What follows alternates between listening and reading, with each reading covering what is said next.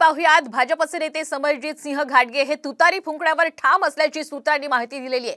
3 September रोजी शरद पवार यांच्या राष्ट्रवादीमध्ये प्रवेश करणार असल्याची माहिती विश्वसनीय सूत्रांनी दिली आहे। उद्या कोल्हापुरात महायुतीचा मेळावा होणार आहे, तर घाटगे हे उपस्थित राहणार का याकडे आता सर्वांचं लक्ष लागलंय। अधिकचे अपडेट घेण्यासाठी जाऊयात आमचे प्रतिनिधी रणजित माजगावकर यांच्याकडे। रणजित, सध्याचे काय अपडेट्स? गेली अनेक दिवस समरजित सिंह घाटगे महायुतीच्या एकूणच कारभारावर नाराज आहेत, कारण कागलमध्ये हसन मुश्रीफ यांच्या विरुद्ध त्यांना खरं तर लढत द्यायची आहे।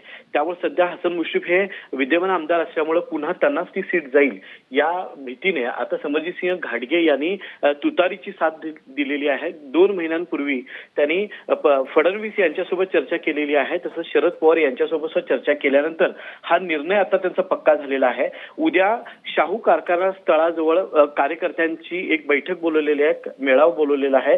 या मेळाव्यामध्ये ते तुतारी सोबत जायचं की नाही कार्यकर्त्यांची मतं आजमावणार आहेत।